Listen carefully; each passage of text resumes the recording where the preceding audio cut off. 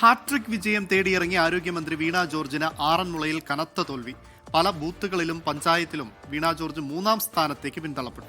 ആരോഗ്യമേഖലയുമായി ബന്ധപ്പെട്ട് ഉയർന്ന വിവാദങ്ങൾ വീണ ജോർജിന്റെ തോൽവിയുടെ ആഘാതം ഇരട്ടിയാക്കി.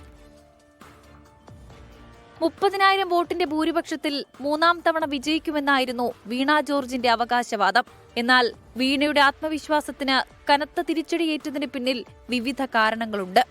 പൂർത്തിയാക്കാത്ത പദ്ധതികളുടെ ഉദ്ഘാടനം, ആരോഗ്യമേഖലയുമായി ബന്ധപ്പെട്ട വിവാദങ്ങൾ, പാർട്ടി പ്രവർത്തകർക്കിടയിലെ അതൃപ്തി, കണ്ണൂർ റെയിൽവേ സ്റ്റേഷനിലുണ്ടായ സംഭവ വികാസങ്ങൾ തുടങ്ങിയ കാര്യങ്ങൾ വീണയുടെ തോൽവിക്ക് കാരണമായി.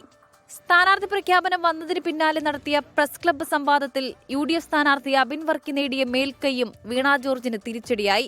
സംഘടനാ പ്രവർത്തനത്തിൽ വേണ്ടത്ര മികവ് പുലർത്തിയില്ല എന്ന ആക്ഷേപവും ഉയർന്നിരുന്നു. പാർട്ടി കോട്ടകളിലും വീണയുടെ വോട്ടുകളിൽ വിള്ളലുണ്ടായി. അബിൻ വർക്കി 70,083 വോട്ടുകൾ നേടിയപ്പോൾ വീണ ജോർജിന് നേടാനായത് 51,098 വോട്ടുകൾ മാത്രം. UDF സ്ഥാനാർത്ഥിയുടെ ഭൂരിപക്ഷം 18,985. BJP സ്ഥാനാർത്ഥി കുമ്മനം രാജശേഖരൻ 34,983 വോട്ടുകൾ പിടിച്ചു. ആരോഗ്യരംഗം വെന്റിലേറ്ററിലാണെന്ന പ്രതിപക്ഷത്തിന്റെ ആരോപണവും വീണയുടെ വീഴ്ചയ്ക്ക് കാരണമായിട്ടുണ്ട്. 24 പത്തനംതിട്ട.